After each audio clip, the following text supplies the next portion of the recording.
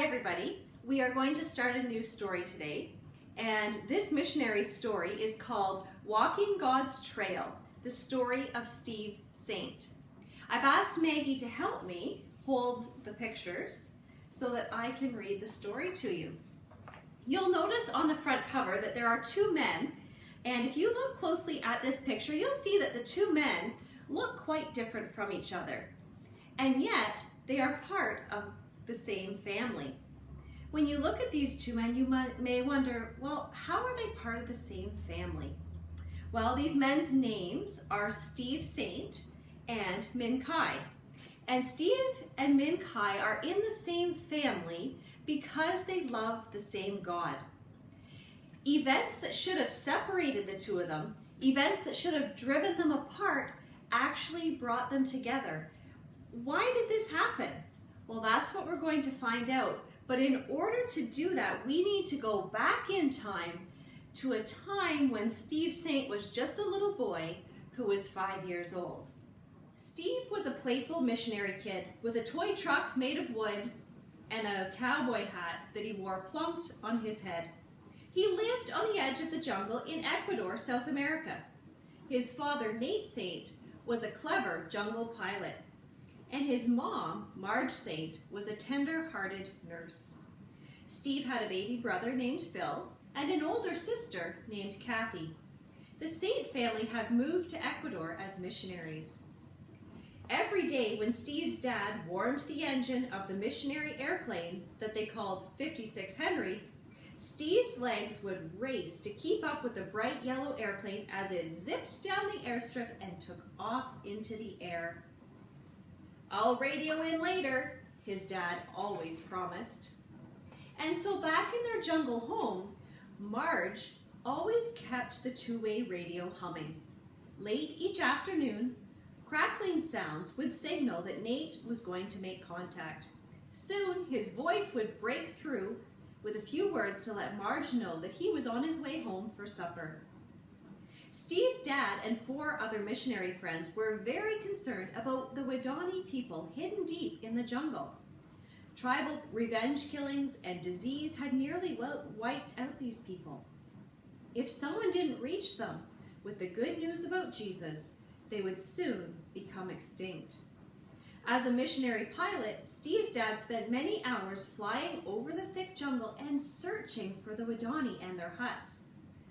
Finally, one day, Nate's excited voice broke the silence of the two-way radio. "Marge, we have contact, over and out." Marge knew that Nate had just had his first aerial sighting of the Waodani.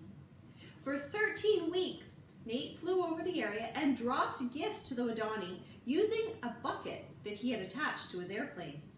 Once, the Waodani took out the gift and put in a parrot.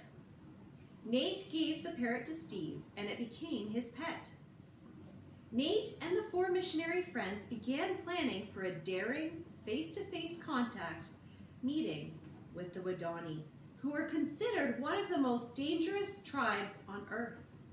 The 5 men collected useful information from a young Waodani woman who had fled from her tribe and befriended Steve's Aunt Rachel, who was another missionary.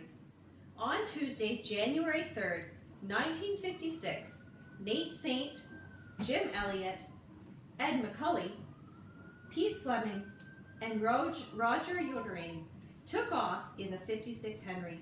"It's going to be a tight landing, guys," Nate called to his friends as their yellow plane dropped out of the sky and touched down on the short sandbar along the Curare River. It was Friday before any Waodani cautiously stepped out of the jungle. But they did not hurry to the river's edge where the missionaries waited.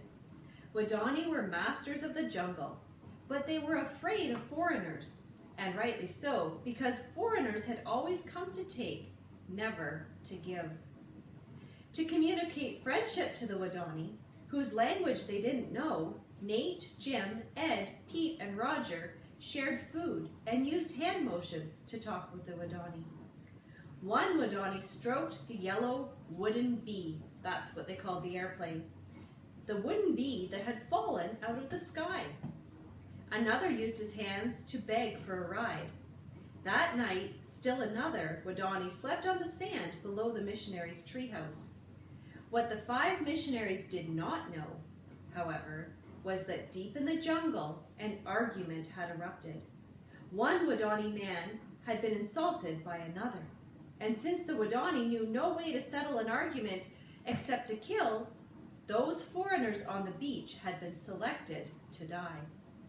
Although no Wadani appeared on Saturday, when they returned to the sandbar on Sunday morning, it was with spears. Swish! A Wadani spear cut through the air, and another, and another. Skilled marksmen and hunters, their pointed spears hit their intended targets. Nate, Jim, Ed, Pete, and Roger. Even the yellow 56 Henry was destroyed. On Sunday evening, Steve's mother, Marge, waited, but she received no radio message from her husband, Nate. The next day, a search and rescue party was organized and sent out. What they found confirmed what they had feared. The 5 missionaries had been killed. Their bodies were in the river. Marge Saint huddled together with her 3 children in their jungle home, and they prayed and cried with the other missionary families who also had lost their husbands and fathers. It was January 8th, 1956, just 22 days before Steve's 5th birthday. On that day, his dad was taken out of his life by the very people Nate had wanted to reach for Jesus.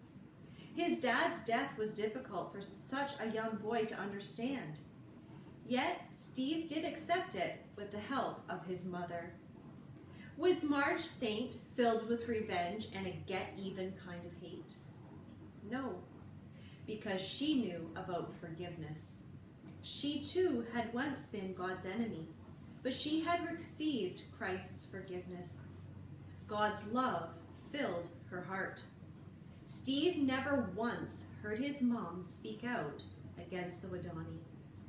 Steve's Aunt Rachel and Elizabeth, Jim Elliot's widow, slowly befriended the Wadani and were invited to move into the jungle to live with the tribe.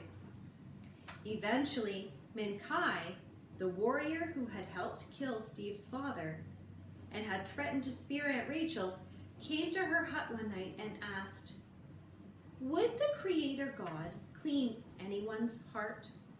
Rachel promised that God would. Minkai left, but he returned the next morning to say that he too now had a clean heart. Now that God had cleaned his heart, Minkai made a promise to Aunt Rachel.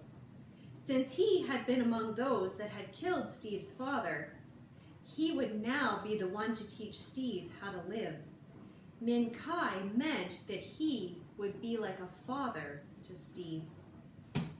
And so this picture on the front of the cover is Steve Saint today with his father, Minkai. When Nate, Jim, Ed, Pete, and Roger gave their lives for Jesus on that jungle sandbar, they had no way of knowing that they were writing the first chapter of a very powerful story. We want you to hear the rest of this story of those who are now walking God's trail. And so next week we will pick up this story and we will continue and see what happens with Steve and with Minkai as they get to know each other further.